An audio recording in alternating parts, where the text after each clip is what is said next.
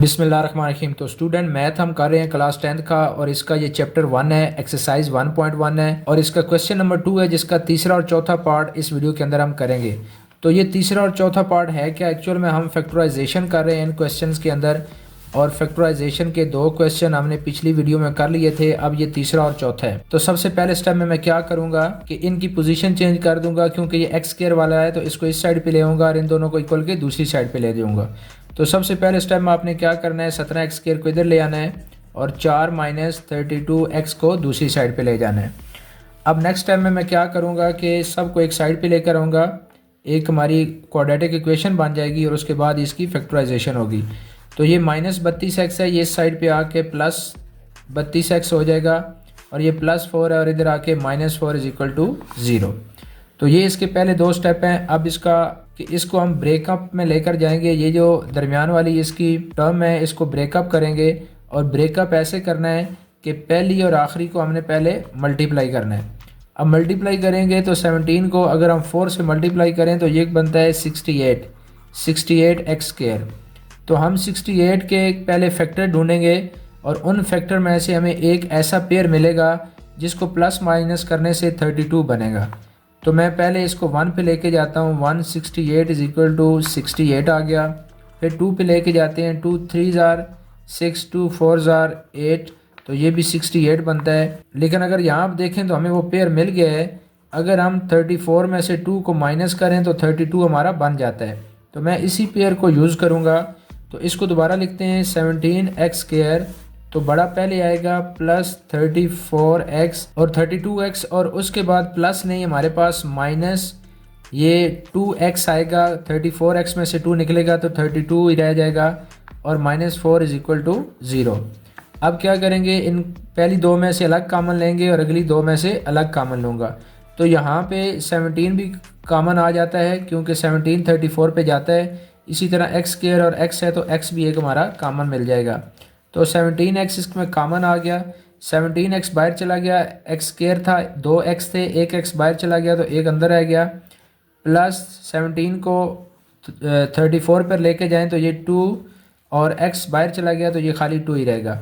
यहाँ पे अगर आप देखें तो माइनस भी कामन है और इसके अलावा 2 भी कामन है। 2 अगर कामन आ जाए तो यहाँ पे x रह जाएगा और ये बाहर वाला माइनस अंदर वाले माइनस को प्लस कर देगा और 2 2 ज़ार 4 हो जाएगा और इज इक्वल टू 0।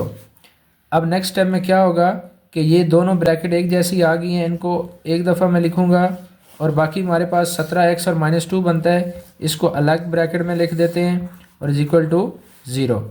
अब क्या करेंगे, इस ब्रैकेट को अलग 0 को इक्वल लूँगा और इसको अलग, तो x + 2 इज इक्वल टू 0 और इसी तरह 17x - 2 इज इक्वल टू 0। अब यहाँ पे देखें तो ये x इधर रह जाएगा, ये +2 उधर जाके -2 बन जाएगा। ये हमारा पहला निकल आया इसका आंसर। और इसी तरह 17x इधर रहेगा और -2 उधर जाके +2। अब हमने x की वैल्यू निकालनी है तो x इधर रहेगा, ये 17 इधर मल्टीप्लाई हो रहा है और इधर जाके डिवाइड हो जाएगा तो 2/17। तो ये हमारी दूसरी वैल्यू निकल आई। तो अगर हम देखें तो हमारा जो सोल्यूशन सेट है वो क्या बनेगा, हमारा सोल्यूशन सेट यहाँ पे बनता है -2 एंड 2/17 और यही इसका आंसर होगा। चलें जी, तो हम अब क्वेश्चन नंबर 2 का पार्ट 4 करेंगे और हमारे पास जो क्वेश्चन है वो क्या है, x square -11x is equal to 152। तो सबसे पहले स्टेप में क्या काम करना है, जो 152 है उसको इक्वल किस साइड पे लेकर आएंगे तो ये -152 बन जाएगा इज इक्वल टू 0। अब हमारे पास क्या होता है, फैक्टराइजेशन में हम किस मेथड से कर रहे हैं, पिछले सवाल भी आप देख सकते हैं। तो यहाँ पे हमने क्या करना है, पहली को आखिरी से मल्टीप्लाई करना है। तो पहली को आखिरी से मल्टीप्लाई करें तो ये बन जाता है 152 माइनस का और आगे एक्स स्क्वायर। तो अब मैं क्या करूँगा, इस 152 के पेयर्स बनाऊँगा। तो सबसे पहले ये 1 पे लेके जाता हूँ, 1 × 152 इज इक्वल टू 152 बन गया। फिर 2 पे लेके जाते हैं, 2 7 ज़ार 14 और 1 इधर गया तो 12 बन गया। 2 6 ज़ार 12 इज इक्वल टू 152 बन गया। इसके बाद 3 पे देखते हैं कि जाता है या नहीं जाता है, ये 3 के टेबल पे नहीं जाएगा। 4 पे देखें तो 4 पे ये चला जाता है। 4 × 4 को 15 पर लेके जाएं तो हमने 12 तक जाना है। 4 3 ज़ार 12, 3 आगे गए तो ये 32 बन गया और 4 8 ज़ार 32, तो ये हमारे पास 150 बन जाता है। इसके बाद मैं 5 पे नहीं लेके जा सकता, 6 पे देखते हैं, 6 2 ज़ार 12, तो ये 6 पे नहीं जाएगा। उसके बाद ये 7 पे भी नहीं जाएगा, अब 8 पे जाएगा। तो 8 पे अगर हम देखें तो 8 1 ज़ार 8, आगे 7 72 बना, तो 8 9 ज़ार जो है वो 72 बन जाता है और इज इक्वल टू 152 बन गया। तो अब हमने इधर इसमें क्या लेकर आना था, 11 लेकर आना है। तो ये पेयर हमें मिल गया है। अगर हम 19 में से 8 को माइनस करें तो ये 11 बनता है। तो यही पेयर है जिसको हम यूज़ करेंगे इस इक्वेशन के अंदर। तो यहाँ पे क्या होगा, एक्स स्क्वायर माइनस में अगर हमने दरमियान में आंसर लाना है तो हमेशा याद रखना जो बड़ा होगा उसको माइनस में लिखेंगे, माइनस 19x और plus 8x minus 152 is equal to 0। Next step हमारा क्या है कि हम इन दो में से अलग कामन लेंगे और इन दो में से अलग कामन लेंगे। यहाँ पे x कामन है तो अंदर क्या रह गया, x माइनस 19। यहाँ पे 8 कामन है क्योंकि 8 का टेबल 152 पे जाता है, अभी हम कर चुके हैं। तो यहाँ पे 8 कामन आ गया और अंदर आ गया x माइनस, तो 19 पे जाता है, तो 19 इज इक्वल टू 0।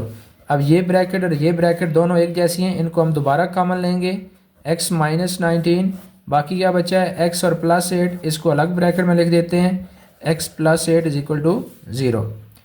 अब जब आप यहाँ तक पहुँच जाते हैं तो नेक्स्ट हमारा स्टेप होता है कि इस ब्रैकेट को अलग 0 की इक्वल लेना है और इसको अलग लेना है।